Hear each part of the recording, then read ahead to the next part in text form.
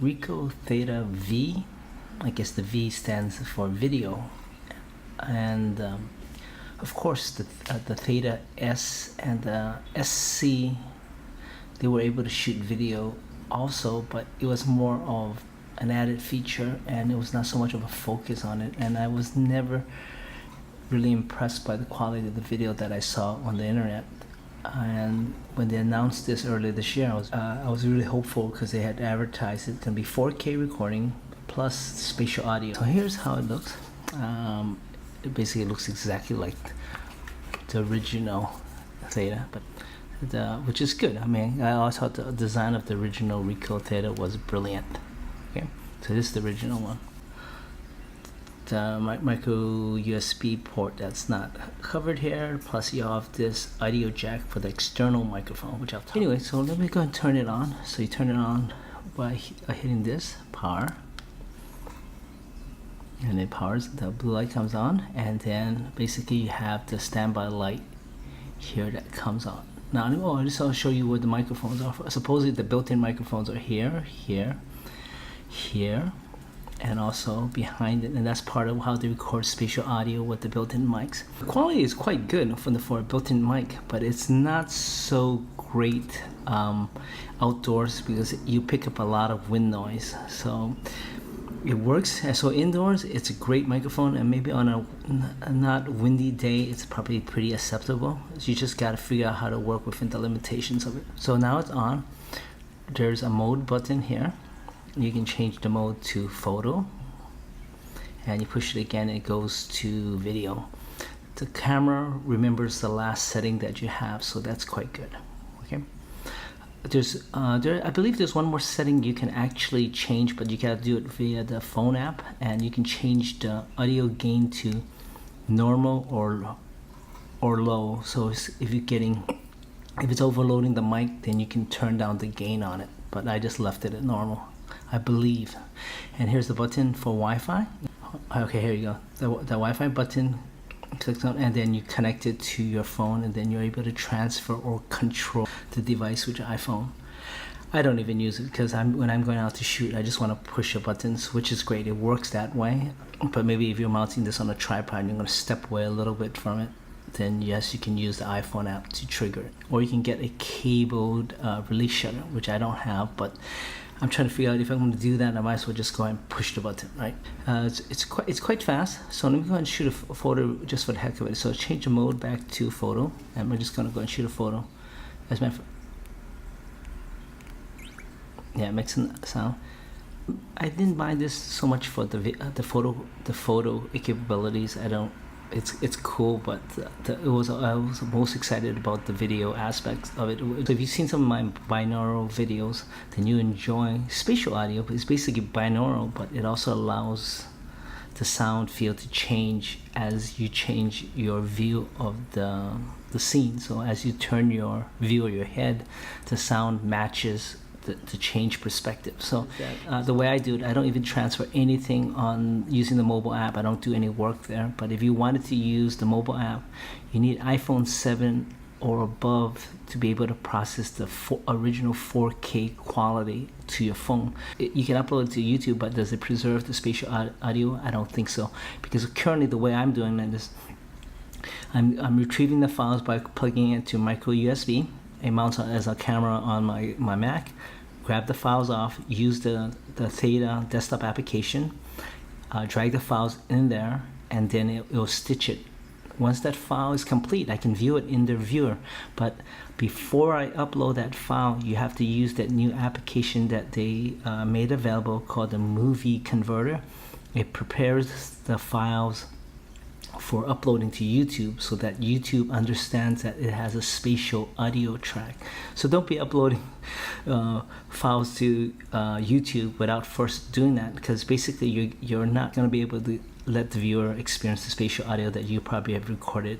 Spatial audio really adds to the immersiveness of your 360 videos. I mean, they can forgive your video quality not being the best, but the spatial audio just makes it very realistic. Okay, so it comes with this little sleeve, and you can just kind of just slide it in, and you're to go. You just pull it out, and just don't ever drop it and scratch the lenses on this thing. Right? So I'm happy with the quality that I see when it's uploaded to YouTube. It looks best when it's in 4K mode, and that goes without saying, which is the highest setting when you watch it on YouTube.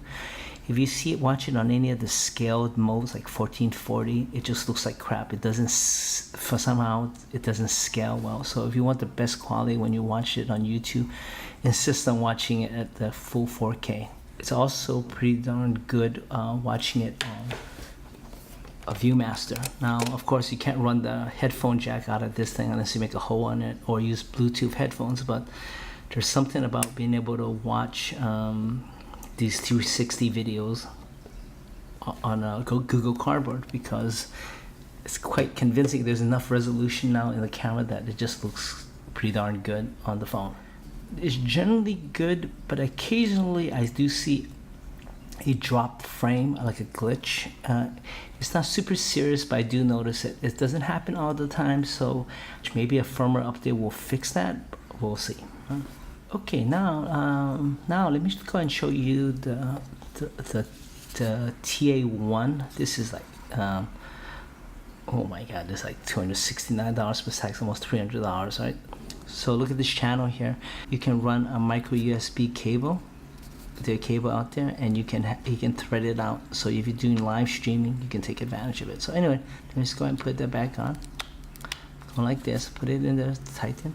Then I'm gonna tighten this up.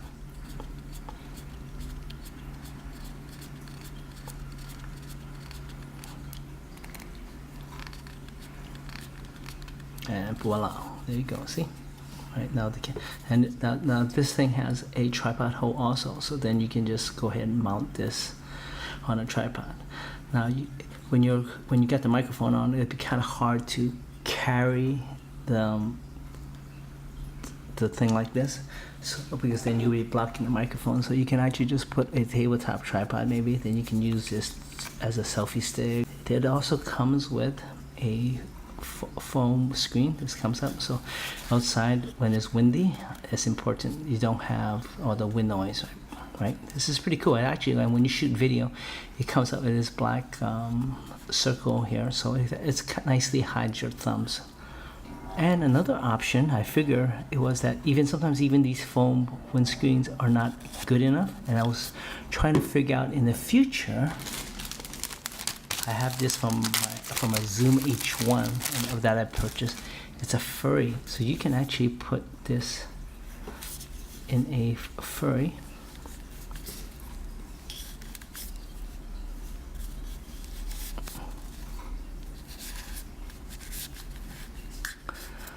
Yeah, like this. So I guess, but the problem is then I would have to make a hole here so that I can put the tripod. So it'll be ideal if they make like a tennis bracelet type of a furry for this thing. So Chinese manufacturers, or here's a product you can make, a tennis bracelet type of furry for the Ricoh Theta external microphone. Okay.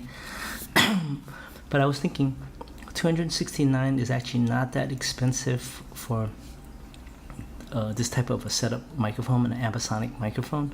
Because if you look at the Sennheiser Ambio VR mics, that thing is like $1,500, right?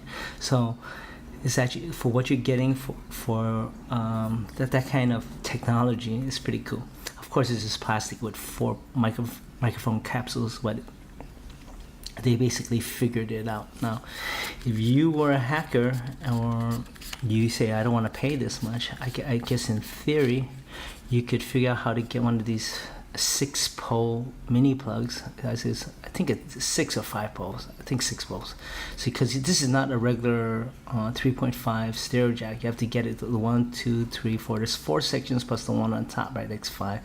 And the ground, right? So if you're able to do this jack and wire a microphone there, you could make your own ambisonic microphone. So it's just an idea to think about, right? So okay, so that's about it. I know I've been rambling a little bit about this, so hopefully I'll add a little bit more in the video, and thank you for watching.